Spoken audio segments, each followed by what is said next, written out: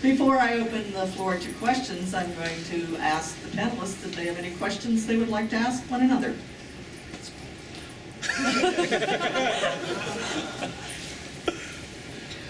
You get your hair like that.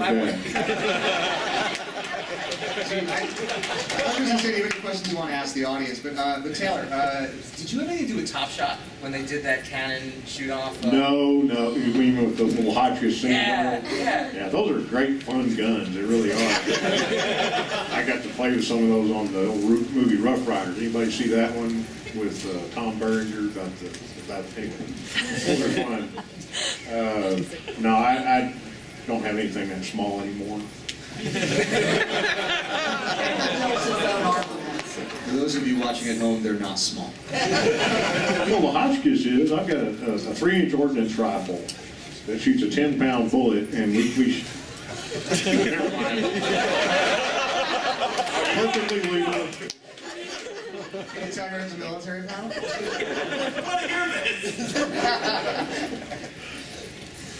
All right. Since no one else is doing biting, anybody who has questions, well, they actually have a microphone in the middle. Actually, do you mind if I ask the audience a question?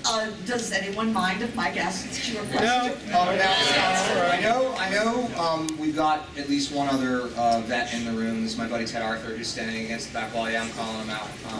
United States Navy and served honorably in Iraq. Is anyone else here in the military or served in the military? Because if so, I'd just like to wave to you and say hi and thanks. So.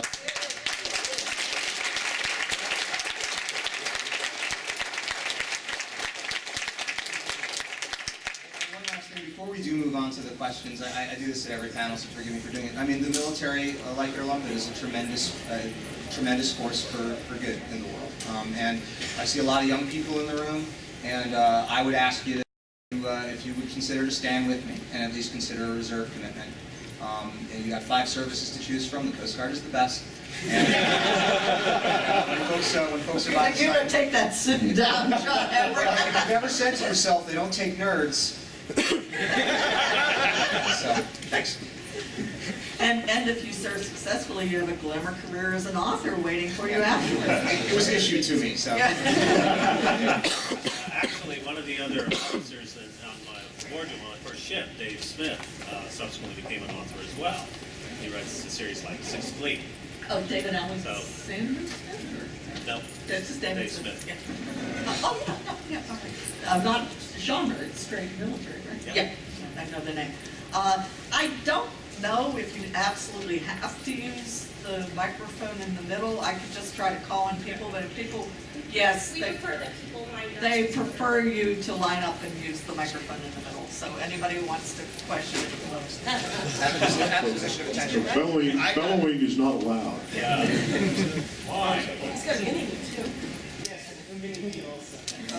My question is, since being in the military and then writing science fiction, do you find it where your real life experiences you're trying to put in, or you're trying to mold it to like your characters in the future, like trying to think too far ahead of what military is? Because a good story, you know, any time period, you just take the characters, drop them in the Wild West, and it'll just work. Right. Do you find yourselves, oh wait, I can do this because I'm in a fantasy realm, I can have this vehicle, I could do something like this, and you tone it, you know, figure my real world experience, I can tone it this way, or keep it?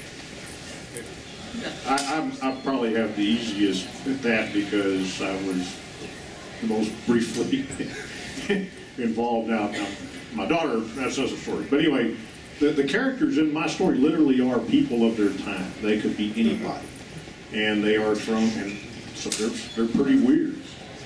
Some of them are pretty weird. You have to look at the environment that they lived in the Asiatic fleet, the China station, the Philippines. You know, it was an unusual experience, and they got junk. And so you got guys that were going to retire out there, open a bar. You know, they're just regular guys. And that's, you know, literally most of the people that I've taken and inhabited these are based on real people that I've known, at least they're composites. But it's simple to do because most of them were in the military, but it doesn't show. It's not like they've got an M on their forehead for the rest of their life. that was something that they did want. Otherwise, their ordinary character shines through. Yeah, I use it quite a bit in my experiences. People I knew, how you talk to each other on the bridge and when you're off duty, all those kinds of things to make it feel real. Sailors have been sailors for thousands of years, and they haven't really changed all that much. Odysseus, he gets home 10 years late and tells his wife, yes, I lost all my money and the ship's gone. Let me tell you about these adventures I really had, honestly. And I think they'll be the same thousands of years from now. So I can use that. Yeah, I think whether it was in Nelson's Navy or in a space Navy, it's going to be pretty much the same. Tradition, particularly in the Navy, doesn't go away. Yeah, I actually, the answer for me is yes, but I want to talk about Jack's books.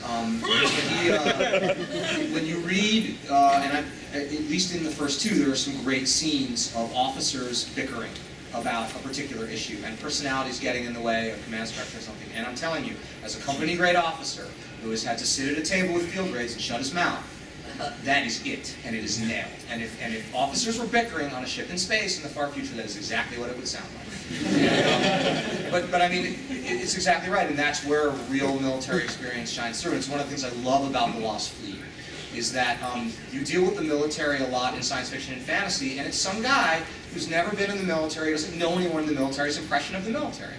And it's off. It's completely off. And the honesty and remember I talked about finding touchstones that resonate? A Lost Fleet. Like, absolutely through it. You were dealing with real officers who, if they had been moved back into the year 2000, would be the guys that are running my house. Thank you very much, and thank you for serving our country. Thank you.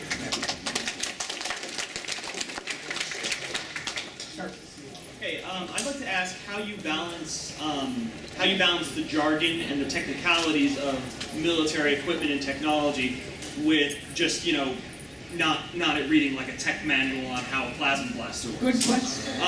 Do you prefer to go more in the direction of like staking out every technological advancement along the way, or do you more just go Ken Wavian and say it does it because a wizard did, or was it because of unobtainium, which powers this Right. thing? It's actually a two-part question. Your first question was about jargon. Okay, the military has so many acronyms. I have a glossary in the back of my book. There's so many acronyms and so much jargon, it has its own language. And the answer is, my agent takes me into his office and beats me until I take all that crap out. And when I write the book, it's written, you would not understand it. As a matter of fact, there's no words, there's just acronyms. And I go to my agent and I go, but it's so real, it's what the military's really like. And my agent's like, no dude, no one's going to understand what you're saying. So that's the first part of your question. The next part of your question, your unobtainium part is, and the answer is yes. I use magic. Jack's a physicist, not a professional physicist, but he knows physics. And there's real physics that will stand up to scrutiny in the Lost Fleet. I can just go, magic, okay? But, how many people in here have read Brandon Sanderson's Mistborn trilogy? Yeah. Right. So, how about a rock-solid magic system, right? I mean, allomancy makes sense. The limits make sense. Arthur C. Clarke gives that famous quote, that which is, indistinguishable from magic, science if it's far enough advanced.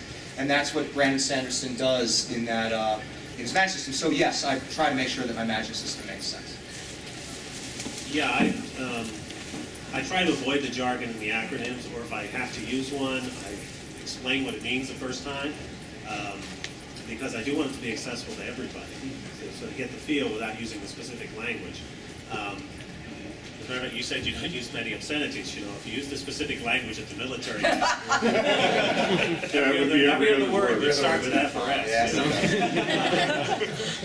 As far as describing things, I try to do that as realistically as possible. That is, when you use something, you do not stop to explain how it works, or think about how it works. You put the key in the ignition and you start the car without doing a lecture on internal combustion and metallurgy. all that kind of stuff. And that's how my characters, they use the equipment. The only time they get into any details of it is when it breaks, which being the equipment it breaks. And then it'll be about as far as, how do we fix this? But I do very much establish limits for it. I think one of the big mistakes Star Trek made was they turned technology into a genie. You could do anything you wanted with your technology, just recalibrate the shields and you solved your problem. And that destroyed the stories. So my guys face real limitations on what their equipment can do, and therefore they've got to make tough decisions. Ditto. How many of you here have read Patrick O'Brien? The Aubrey Maturin series. All right, he has literally been one of the best. Well, literally, after you read 3 of his books, you can sail a square rig ship, and he does it without pounding it into your head. And I took that as my inspiration for the Destroyerman series. Is you use the equipment in context, just like he said, and describe what the guy's doing, and you're talking, but the reader almost absorbs it by osmosis, except when it breaks or they're trying to make something else because, a 4-stacker had a 25 kilowatt generator, period. It had almost no electrical requirements. And so if they're going to do anything, well, long story short, ditto. Walker breaks a lot. Real quick, yes or no? Do you know how each piece of equipment works as you put it into the story, whether or not you talk about it? And make it real quick. We only have about 10 minutes. Absolutely. I have to. That's the biggest part of my duty. Is there are no 4-stack destroyers left in the world except on the bottom of the oceans, and we made almost 300 of them. That has been one of the most difficult research aspects that I have come up with, is to figure out how everything on them works, and every other piece of equipment that I use. I feel an obligation to do that as well. You go to a bosun mate, they'll tell you everything. That's right, yeah. Yeah. There's not many left that were on 4-stack. Steam. Yeah, sailors were doing steam before it was cool.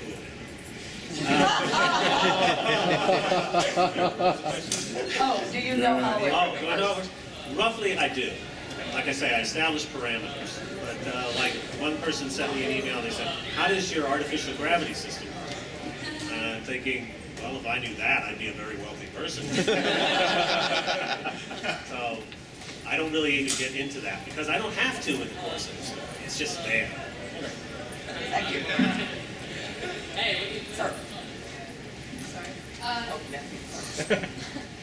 I was wondering if all of you could speak to what must be the tactical difficulties of planning, say, a fight between a dragon and a helicopter or between 2 spaceships, and what difficulties in strategizing in such a fantastical battle.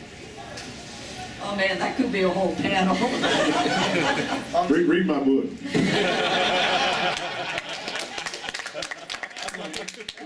Did anybody here see Battle LA? Yeah. That was awesome. Yeah. Yeah. I mean, all right, there's plot problems, I mean, we'll get into that. But like the first part, when they first get into the city and they get jumped, dude, like I was having flashbacks. It's fantastic, That was outstanding. And it's aliens, right? And it's sort of like that. And I mean, this is kind of embarrassing, but I kind of get up and walk around my office when I'm doing this. But like, I'm pretty familiar with what the combat capabilities of my fire teams that are operating. I know how an M4 works. I know what a support weapon, what a SAW is going to do. I know how they're going to deploy. Now they're going to breach a target. I have the parameters of my magic system. And then I'll give one example of this. One kind of magic that I have, it's elemental magic largely. There's some other basis for it, but hydromancy is the ability to manipulate water. And I had a case where I had guys breaching a target, and they're one sorcerer on their stick. A stick is or a stick, also known as a stack, is an element, usually 5 guys, that breaches a building. You've seen SWAT teams, right? The military does it the same way. Well, my one sorcerer is a hydromancer. Well, what's he going to do? What do you need water for? And I was thinking, well, I got to breach that door. Now, when I breach a door in the Coast Guard, I use my breaching tool, which is a shotgun, and I use a kind of frangible ammunition to pull the handle off, and then my next guy on the stick's going to kick the door open, and we'll go in. Well, that's loud. It's a pain in the ass. Well, if I could freeze that door. So that's what my hydromancer did. He crystallized the water molecules, and there's water molecules in wood. I did a little research on this. He froze that door solid. He froze that door solid, and then you just kick it open, and the only sound you hear is breaking glass. And that's an example. And you sit down, and it's the most cool thing in the world because it's my job to sit around and come up with this crap. So it's just so cool. But I mean, that's an example of how we wrestle around. Yeah. I was a ship driver in the Navy, so I know how very large, very heavy objects maneuver around each other, the relative motion. And I work with aircraft, I work with submarines. So I could do that in my head. Once I figured out how the ships had to work, I'm working out the three-dimensional battles in my head. And sometimes I have to use the aviator trick of using your hands to get aspects and angles and everything. I couldn't have done it on paper, but because of my experience, I was able to do it in my head. And sometimes people ask me if there's diagrams of them. No, sorry. But then you can describe those hand gestures. Yeah, I can do some of that, yes. And then people get that. 'Cause Yeah, it works. Taylor actually does have diagrams at the beginning of his book. He has the theater, maps of the theaters. So, hope that answered your question. Sir? You sort of spoke to this before, Mike. Having background in the military, as I think many science fiction writers do. Fantasy. Like, I know 3 of you, like, Ron Moore, Gene Roddenberry served in the military, and do you find it frustrating, or what do you find most glaring when you see science fiction or fantasy that has a militaristic spin? That is it easy to tell when it's obviously not written by somebody with that background, and what do you find most annoying? Can I talk about movies or TV? Yes. Can I talk about movies? Okay, this is what kills me. How about the Point your muzzle at the deck. Point your muzzle at the deck. And the other thing is your finger on the trigger. Third rule of firearm safety. Keep your finger off the trigger until the front sight has acquired an identified threat and you have made a conscious decision to shoot. And like, if I know that, don't pay Hollywood 40 grand, some consultant. Hire me, man, because I can do that. Like, do you guys watch Firefly? Yeah, do you guys watch Firefly? Yeah. Where do you think you are?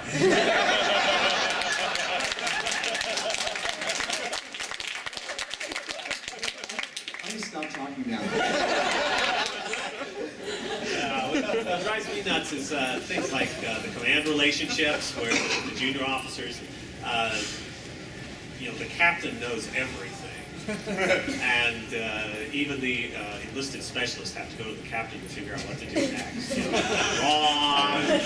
And relationships between military people and civilians, that's often very cartoonish, where the military's, the civilians are just horrible and stupid, and the military's very defiant and angry and talks back to them. It doesn't reflect the reality at all of the actual respectful relationship that goes on in subordination, which is necessary in this. So those are the things, basically I guess you could say the societal issues, that this is the way we actually do things, and it's not portrayed properly. That drives me nuts. Ditto. And when things are portrayed to be able to do things that they physically cannot do, or John Wayne could carry a '92 Winchester in the 1850s, but nobody else can. I can't stand to watch movies. I pick them apart. Yeah. And Thank you. Sir? Okay. Have you heard of a game called Wing Commander? I can't hear. Have you heard of a game called Wing Commander? Wing Commander, yeah, of course. Yeah, I mean, I was one of the biggest fan of Wing Commander, and I think, are there any Speak into the elements? microphone. The mic, speak into the Are there microphone. any Question? elements of your book that's based on Wing Commander, and another things I want to ask how you name your capital ships, because it's how do you choose a name for all your fleets ships? Because I know there are a lot of them. I mean, I saw the book that you have in front of me. I mean, I read a Hey, John. portion. Yeah, it's more for you. Yeah, Yeah, you okay. name your ship. I name my ships, a lot of them have British names, for the Royal Navy, although they come from other places too. What I was looking for were names which were resonant across a wide variety of cultures and times. You didn't have to know any particular thing to see a name like Dauntless or Dreadnought or Valiant, and you can connect to that right away. You don't have to know anything else. So it was believable to me that a future culture could name its ships that way, and that they would have that same understanding of what these qualities are supposed to mean. So it was being able to get an immediate emotional reaction and to make it realistic. Wing Commander, I think I did, well, maybe the character of Captain Tanya Dujani is a little bit based on the Angel character, a little bit. Mostly, Wing Commander was the fighter thing, which is a lot of fun in cinematic terms. Doesn't make a heck of a lot of sense in physical terms. So not too much there, I think, in terms of tactics. Certainly in terms of fighting a long-term war and the effects of that on the combatants, I think there's common elements. We've just been given the time's up, but Taylor, if you want to answer that quickly, I think a lot of your ships are real, but then the ones that are created. Yeah, well, essentially on as far as my ships are concerned, the ones with real names, the real ships, were ones that had been scrapped or otherwise disposed of before World War II began. I did not feel comfortable using ships that had an actual wartime record. And that goes for most of them. Now, as the story goes along and they replace ships, they name them the same way that the conventions were. If they build a steam frigate, for example, they consider that a DD, and so they name it after a sailor who had distinguished himself and died doing it, generally speaking. I think we are being kicked out. I want to thank you. You've been a terrific audience. Thank you,